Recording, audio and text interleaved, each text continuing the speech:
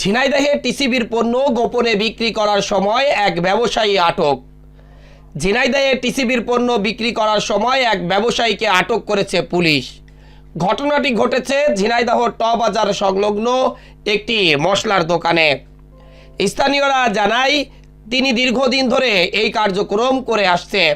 শনিবার বিকেলে অভিযুক্ত ব্যবসায়ী শমশের সাহার নিউ মশলা ঘর দোকানে একটি ভ্যান যোগে কিছু পরিমাণ টিসিবির মালামাল আনা হয়। এ সময় স্থানীয়রা বিষয়টি টের পেয়ে জেলা টিসিবি কর্মকর্তা আকরাম হোসেন ও সদর উপজেলা নির্বাহী অফিসারকে খবর দিলে দোকানটি থেকে টিসিবির 50 কেজির 4টি মসুরির ডালের খালি বস্তা, 2টি ছোলার বস্তা ও চিনি ভর্তি 50 কেজির একটি বস্তা জব্দ করা হয়। পার্শ্ববর্তী ব্যবসায়ীরা বলেছেন তিনি ইতিমধ্যে বস্তা থেকে ডাল ও ছোলা সরিয়ে ফেলেছেন। অভিযুক্ত শমশের সাহার স্বীকারোক্তিতে জানা যায় তিনি শহরের হামদো এলাকার টিসিবি ডিলার জয় এন্টারপ্রাইজের স্বত্ব অধিকারী ওয়াজেদ আলীর কাছ থেকে এই টিসিবির মালামাল সংগ্রহ করেন।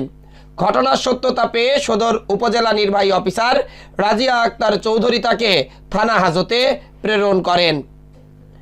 গরিবের পণ্য টিসিবি, সেই টিসিবি নিয়ে নিয়মিতই চলে অবহেলা আর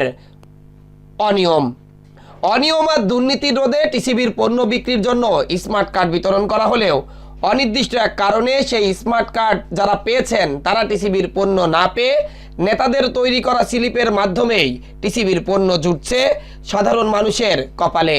এই সুযোগে বস্তাকে বস্তা টিসিবির পণ্য বিক্রি হয়ে যাচ্ছে খোলা বাজারে, যাতে করে অনিয়ম আর দুর্নীতি কিছুতেই থামানো যাচ্ছে না। Desk report, eagle TV news.